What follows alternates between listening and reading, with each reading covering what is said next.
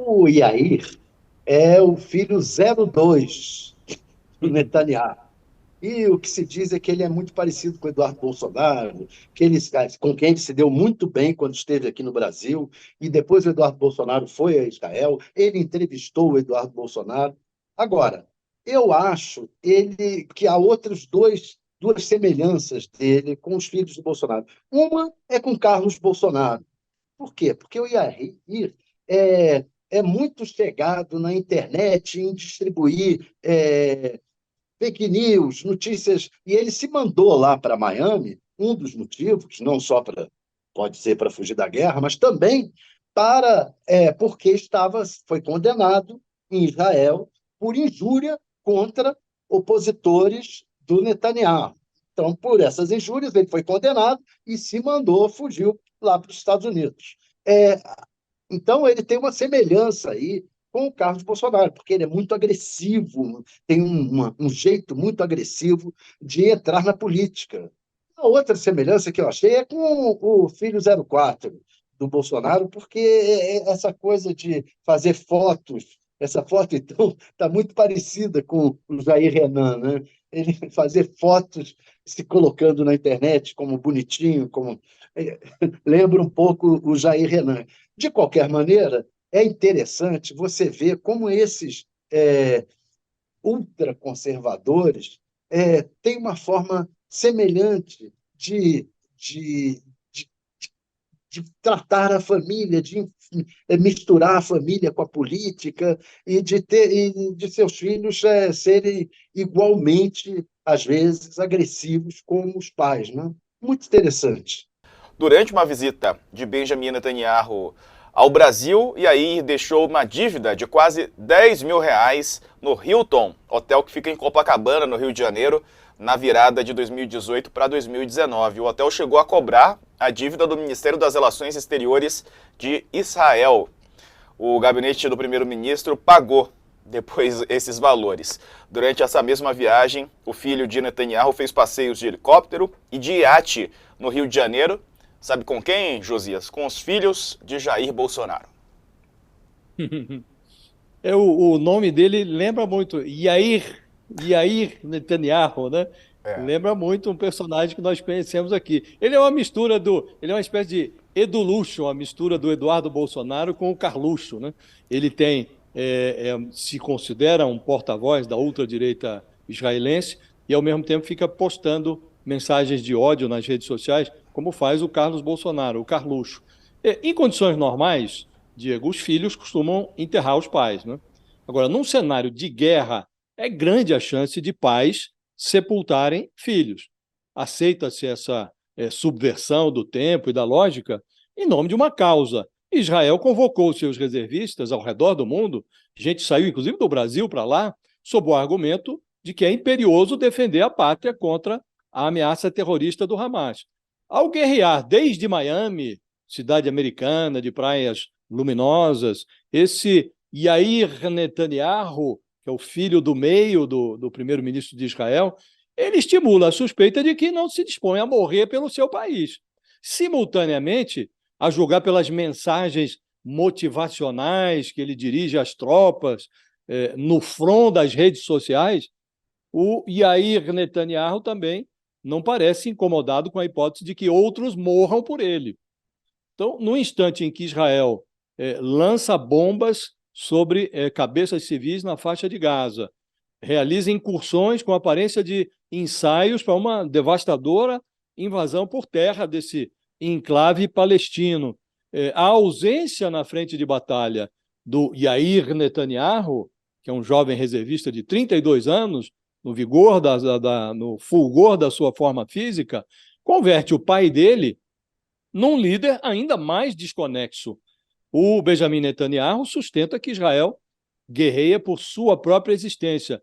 No seu caso, no caso dele, a guerra também visa camuflar os pés de barro, que ficaram super expostos depois das falhas de segurança que permitiram ao Hamas executar 1.400 pessoas em solo israelense no dia 7 de outubro.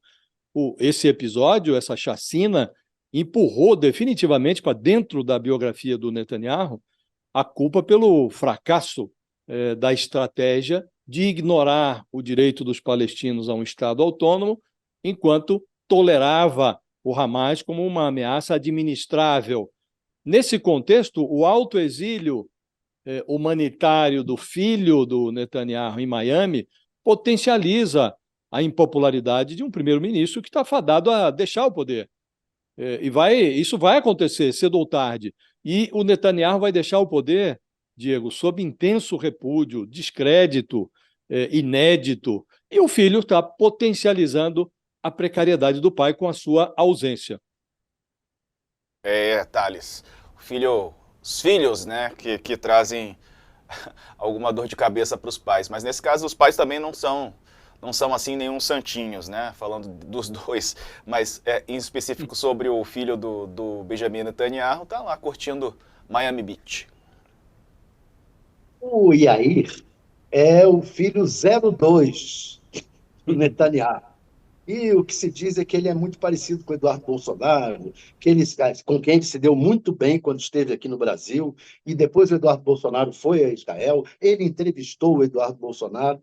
Agora, eu acho que há duas semelhanças dele com os filhos do Bolsonaro. Uma é com Carlos Bolsonaro.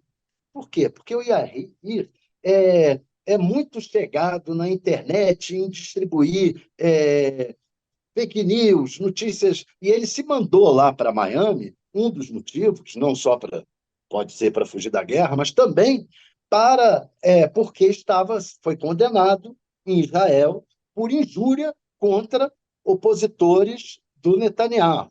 Então, por essas injúrias, ele foi condenado e se mandou, fugiu lá para os Estados Unidos. Então, ele tem uma semelhança aí com o Carlos Bolsonaro, porque ele é muito agressivo, tem um jeito muito agressivo de entrar na política. Estamos no 21º dia de guerra entre Israel e Hamas. As tropas de Israel anunciaram terem feito ataques direcionados dentro de Gaza pela segunda noite consecutiva. As ações por terra também visam matar integrantes do Hamas e destruir explosivos e postos de reconhecimento, abrindo caminho para uma invasão, e aí invasão concretamente, né, por baixo, por terra. A ofensiva ocorre num momento de agravamento da crise humanitária, com ataques aéreos diários e bloqueio israelense de combustível. O Programa Alimentar Mundial das Nações Unidas alertou que apenas 2 padarias contratadas contam com combustível suficiente para produzir pão.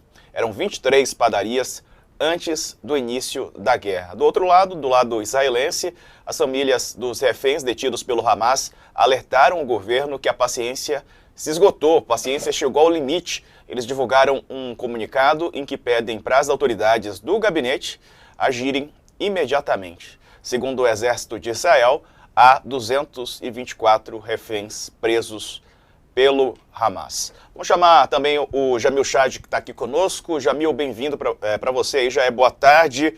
Bom, expectativa para essa reunião de logo mais. Os números não param de ficar mais dramáticos, se isso é possível, Jamil. Diego, bom dia para vocês todos. Josias, Thales, um abraço a todos vocês.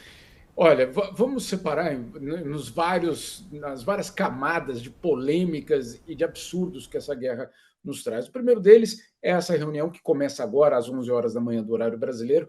A Assembleia Geral da ONU volta a se reunir. Ela começou ontem a reunião, deve ser concluída hoje com um voto de uma resolução que, como eu explico na minha coluna de hoje, já mudou de novo.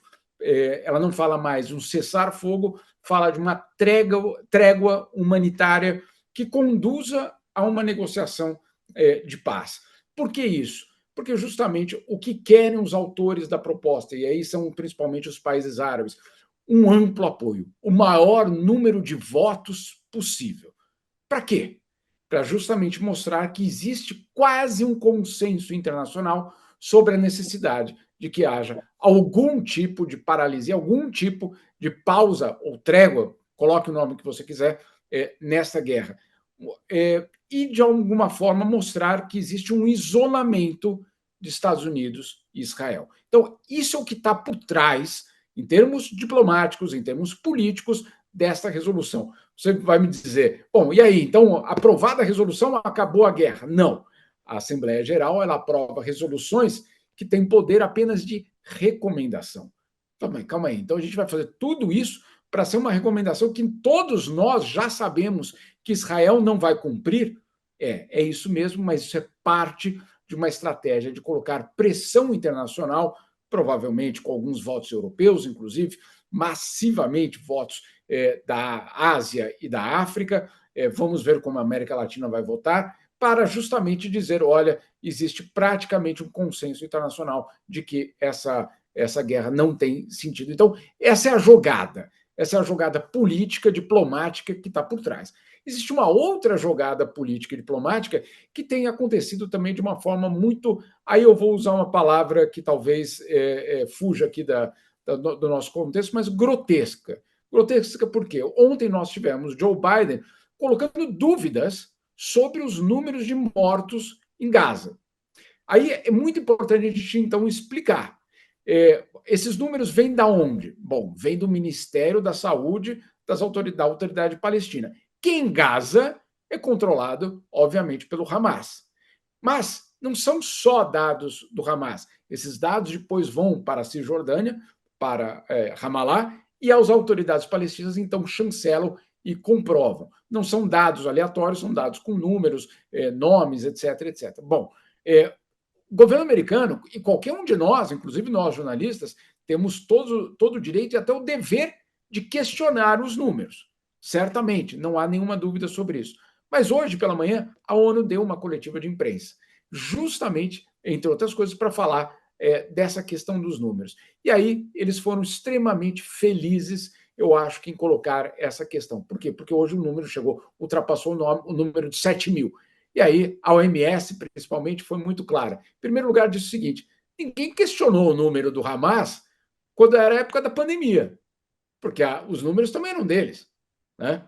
Ou, na verdade, dos últimos 16 anos. Ninguém nunca questionou os números de ataques e mortes na faixa de Gaza durante os últimos 16 anos. Então, vamos lá, né? Por que agora, exatamente? Essa é a primeira questão que a OMS coloca.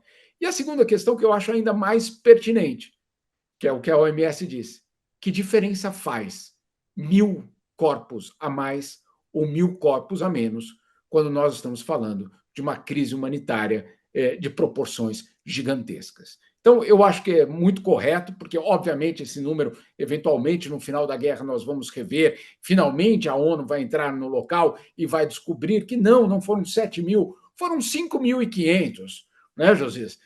Ou foram 3 mil, vamos colocar pela metade. Continua sendo bárbaro em termos de números, em termos de impacto. Então, é muito importante e eu acho que nesse sentido a OMS foi muito feliz em colocar nesses termos, que, olha, tudo bem, a gente pode ficar aqui discutindo, existe uma tentativa de inflar os números, existe uma tentativa, pode até existir, a questão não é essa. A questão é que a crise humanitária ela é real, ela está sendo transmitida ao vivo para todos nós, o cerco é absolutamente real. Agora, se são 7 mil, se são 6.500, se são 7.500, até outro dia alguém na própria OMS dizer, porque qual era a ironia de um dos lados, dizendo, puxa, o pessoal na Palestina está muito eficiente, cai uma bomba e já sabem o número de mortos. Não. E aí o que a OMS tem respondido, não, na verdade, tem muita gente ainda embaixo dos escombros que não estão sendo contados ainda. Ou seja, esse número também pode ser, inclusive, maior. E aí, para concluir só essa questão, as autoridades palestinas, então, enviaram para a OMS e para a ONU um documento com 212 páginas, com todos os nomes, sobrenomes, data de nascimento de todas as pessoas mortas até agora. São 212 páginas de nomes de palestinos mortos nessa guerra. Uau!